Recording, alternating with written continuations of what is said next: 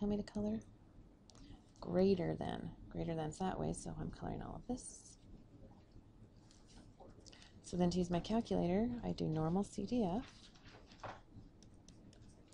The left side to the right side. That says right.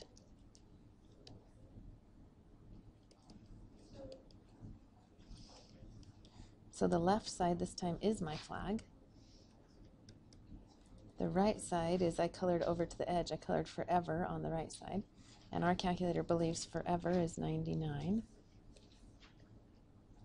I'll even put a little forever there so I remember why I did that. So then on my calculator, I'm going to do normal CDF from negative. Okay, so it was in distributions. Normal CDF. Negative 1.12, comma, was that the right thing? Negative 1.12, comma, 99 to forever. Hit enter. Does it look like I've colored about 86% of my graph? 8686. So I have shaded 86.86% of my graph.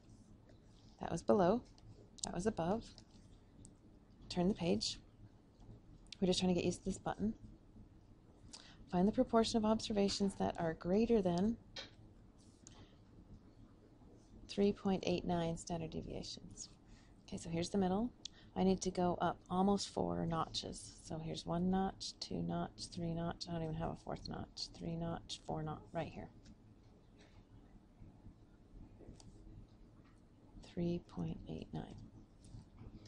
Wow, I'm off the graph. And then they want me to color everything greater than that. Well, how much of the curve is greater than this flag?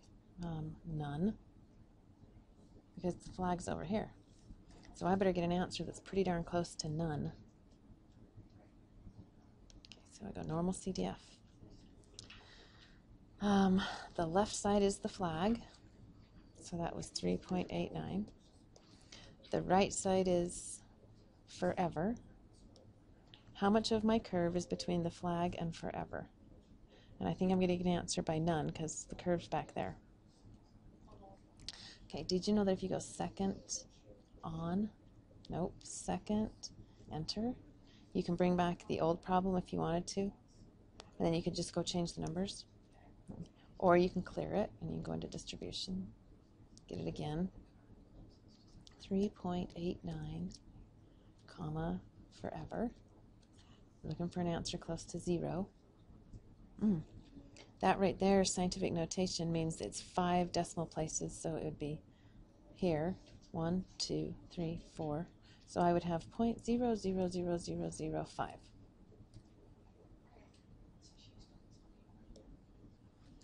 .00005, which is approximately none. I mean, there's that teeny little chance. There's a little bit right here, but none. Okay, so we did less than, greater than, greater than. Now we're going to do between. Find the proportion that's between this standard deviation and this standard deviation. So this is 2 flags. So for 2 flags, I go from 0.49 up to 1.82. See that? The first time I went half a standard deviation, and then I went 1.82, and then I colored between.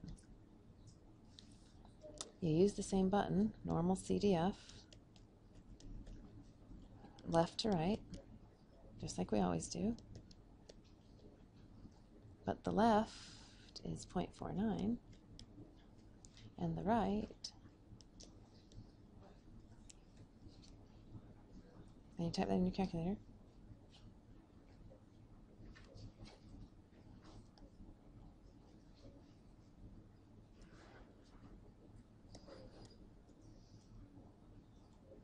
not 49,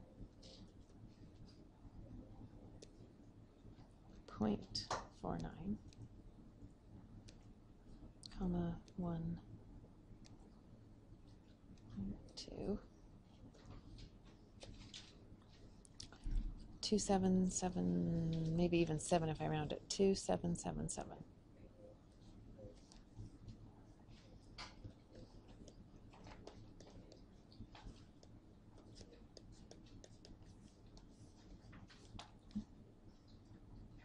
Okay, let's try another one. What proportion of the observations from the normal distribution are within? That's the same as between 1.5 standard deviations.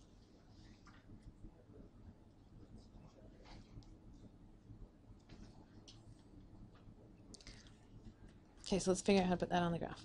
Between 1.5 standard deviations. So they're telling you if you're in the middle, it's somewhere between 1.5.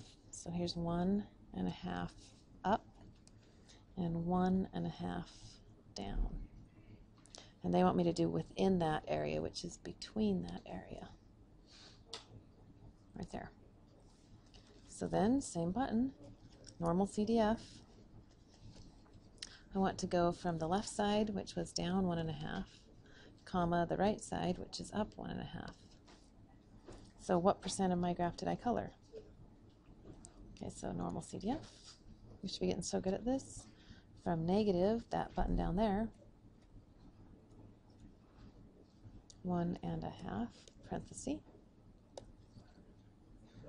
86.64 if I round it off, 8664.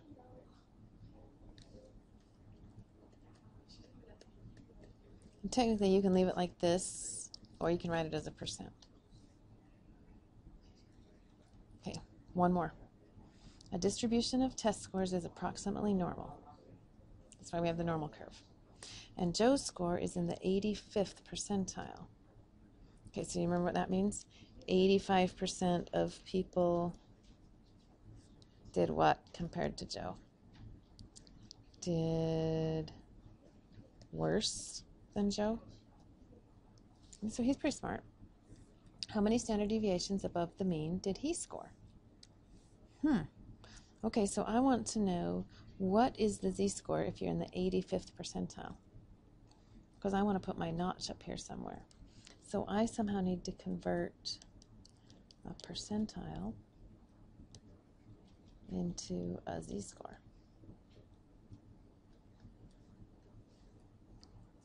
There's a button that will go backwards.